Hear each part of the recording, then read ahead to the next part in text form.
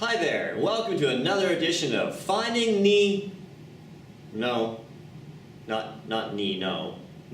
Dory. What are we going to find? This is math. We should be finding x, shouldn't we? Yes. So today we're going to focus on how to solve inequalities. And it's going to be a little bit of review, but in the challenge section, we're going to be looking at solving compound inequalities. Should be cool. Let's get to it. So inequalities, those are going to be the things that have those less than and greater than signs, or Pac-Man signs. You kind of go back into your elementary school life. Let's take a look at this one. -6 times, in brackets, x plus 2 is less than 2x plus 4. And let's see what happens with this. Well, we're going to go and distribute that -6 against both of those things. And we're going to get -6x minus 12 is less than 2x plus 4. Now, most kids want to have the x's on the left-hand side, so I'm going to go and subtract 2x from both sides. I'm going to do 2 steps at once. I know this is getting crazy, but we're going to do that. I'm going to add 12 to both sides. Depending on your math teacher, they may or may not like it when you do that. But you know what? We're just going to go do it. See what happens. And we're left with -8x is less than 16. How do we get x all by itself? I'm going to divide by -8. And that will give me the final answer of x is something to -2. Now I say something because little alarm bells should have just went off. Because I divided by a negative. And when I divide by a negative, that means I've got to flip the sign. So my final answer is x is now greater than -2. Yes, mind blown. This is amazing. And let's go and graph it, because we're in a graphing kind of mood. I like to graph with my answer in the middle with numbers on the other side. This is going to be an open circle because it is a greater than sign. And if x is bigger than -2, we have to go to the right. And there we go.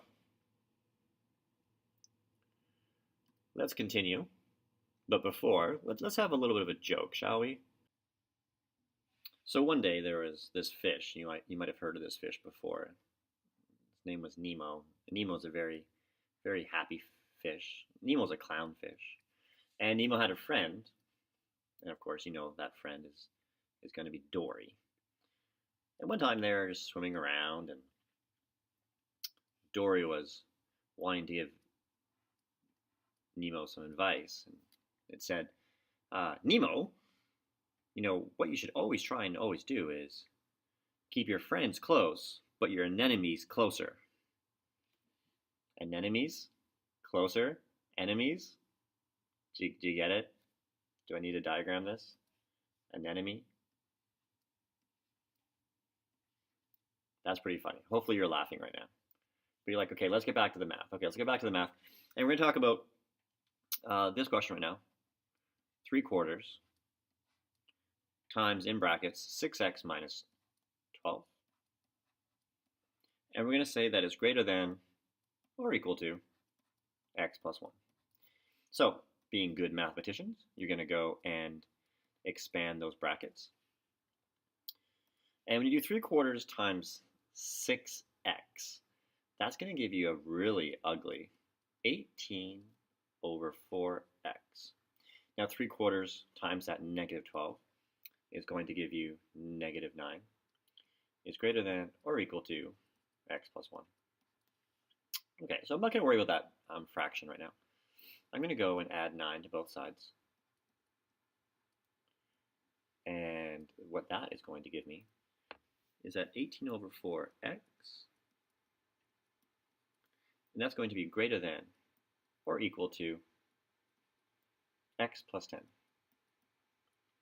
Well, now I need to get my x's on all the one side.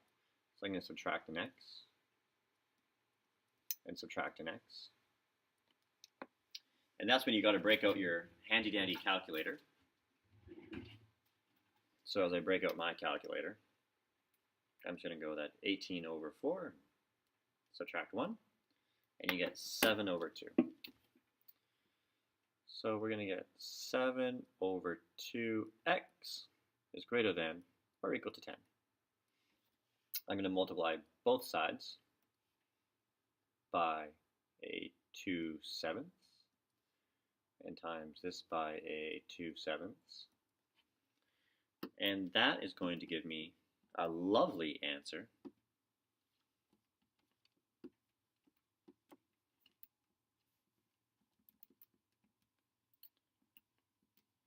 let's see here, that's going to give me an answer of 20 over 7.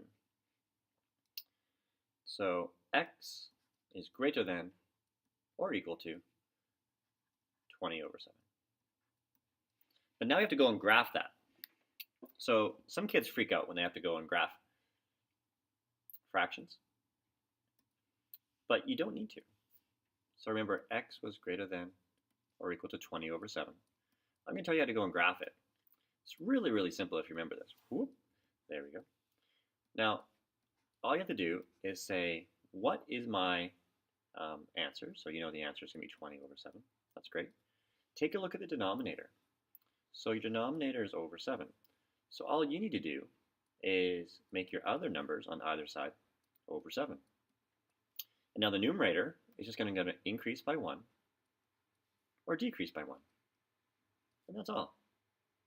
Now obviously you're going to have a closed circle, and your arrow is going to go to the right-hand side. Not too bad, right? Okay. Now, as promised, we're going to be looking at compound inequalities. What you're going to be noticing is there's going to be two inequality signs that are kind of sandwiching things. Now, speaking of sandwiches, what's your favorite sandwich? Mine, I'm a classic peanut butter and jam kind of guy. Let me know in the comments, what's your favorite sandwich? Okay, on to the math. Compound inequalities, one of my favorite topics. Sometimes teachers will talk about these as inequality questions that involve and, or. I'll put little quotation marks. That just sounded weird, didn't it? And, or. And we're going to take a look at the differences between those ones, because there definitely is a difference of how they look. So let's start it off. And compound inequalities are inequality questions that basically have two inequality signs going on at the same time, which right away causes anxiety in kids. So how do you start with this? Well, one thing to note is that you're basically getting two equations. You get the first equation and you get the second equation.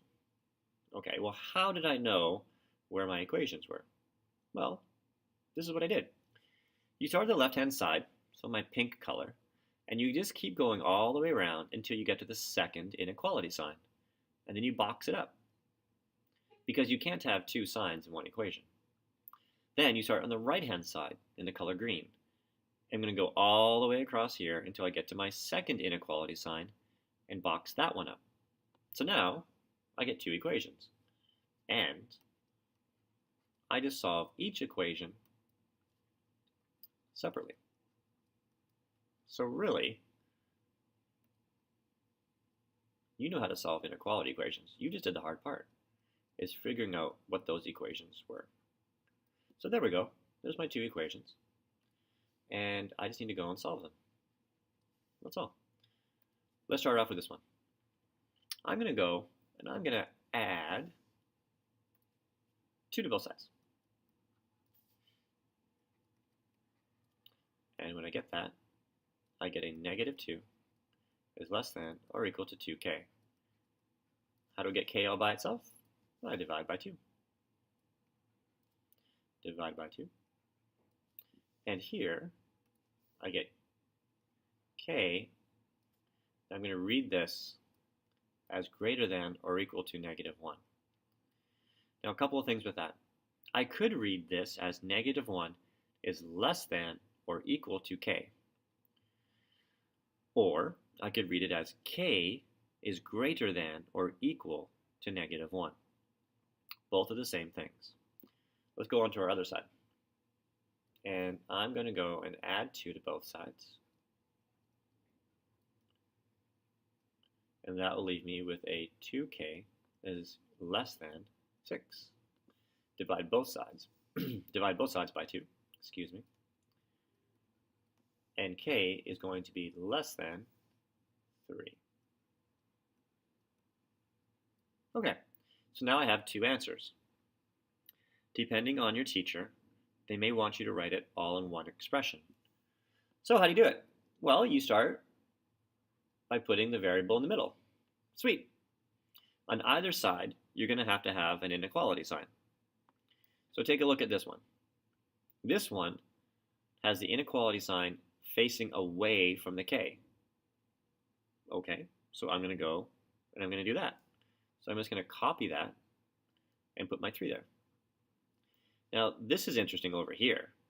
This one has the inequality sign eating the k. Remember when we used to do the little Pac-Man stuff, right? So if this is your inequality sign, and here's your monster, and it's eating the k. So make sure when you put over here your final answer that it's actually literally eating the k. So you get something like that. Now, how are you going to go and graph that one? Well, there's a crazy thing. So we need to go and graph this. And again, depends on how your teacher wants you to do this. I usually end up having like 5 numbers here, and I put like the 3, -1. I'd probably put 0 here, and 4, maybe -2, like that.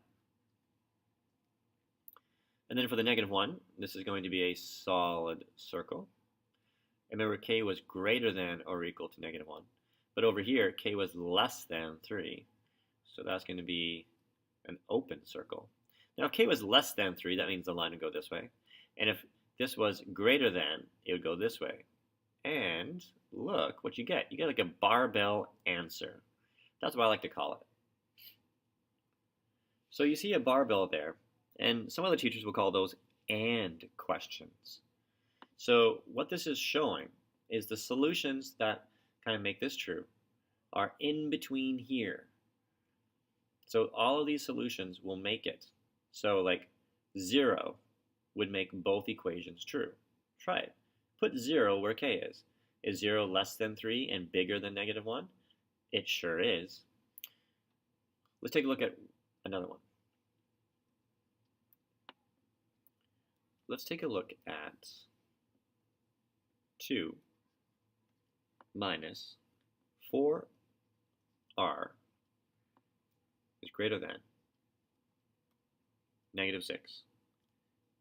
And, I'm actually writing the word and, 1 minus 3r is less than 1. Now, if you're looking at this, you're saying it has a word in it? Yes. And the great thing about the AND version is it's already split the equations into 2 for you. So just go and solve both equations. So I'm going to solve this equation here. Let's go and subtract 2 from both sides. And we get -4r is greater than -8. I'm going to divide both sides by -4, which it should set off alarms in your head. Because when you do that, you have to go and flip your sign. And you get r is less than 2. Let's go over here. I'm going to subtract 1 from both sides. And this always will freak out kids. I love it. And you get -3r is less than, what's 1 minus 1? 0. You're like 0? Oh, that's insane. And I'm going to go and divide both sides by -3. And that leaves me, and the tricky part is the alarm bells should have went off, and some kids forget this when they see that something is 0, because they know the answer is going to be 0. But you got to flip that sign. So now, r is greater than 0, and less than 2. This is another version of an and. So if I had to write it all together as one big statement, I'd put my r right here. and I make sure it's being kind of eaten like this, like the 0. And over here, it's pointing away, like 2, like that. And maybe you put it the other way around, then that's fine. How are you going to go and graph it? We'll say you had to go and graph it. I like using 5 numbers. And here I'd probably put 0 and 2. I put 1 and 3 and -1. Now r is less than 2, so it's an open circle. And it's going to go this way, right, because it's less than. And r is greater than 0, so it's open circle again, and it's going to go that way. So it's like a little barbell. Let's take a look at some OR questions now. And for the OR question, let's take a look at this. -2a plus 3 is greater than or equal to 7, or 3 plus 2a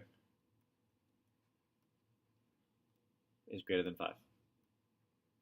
Now, again, I've already split up the questions for you, so you can just go and solve them. I'm going to subtract 3 from both sides, leave me with -2a is greater than or equal to 4. I'm going to divide both sides by -2, alarm bells, and I'm left with a is less than or equal to -2. Over here, I'm going to subtract 3 from both sides, and that is going to leave me with a 2a is greater than 2. Divide both sides by 2, and now a is greater than 1.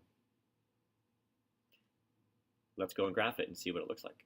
What color should we choose? You know, I don't give a lot of love to the brown colors. There we go. There's some brown. I like using 5. And I'll put -2 here, and I put 1 there. I'd probably put 0 here, and 2 there, -3. Something like that. And a is greater than 1. Let's deal with that one. So it's going to be an open circle. A is greater than -1, so my arrow is going to go this way. And over here, a is less than or equal to -2. So solid circle. And it's less than or equal to, so it's going to go this way. So this graph, an OR question graph, looks a lot different, doesn't it? And these are the solutions that will make this true or make this true. That's why it's kind of called an OR question. So there you go. How to solve compound inequalities and some information on graphing. Hope you enjoyed. Thanks everybody for watching this video. I hope you had a chance to do some math, maybe eat a sandwich. And hey, if you got some free time now, go find Nemo or Dory. Till next time.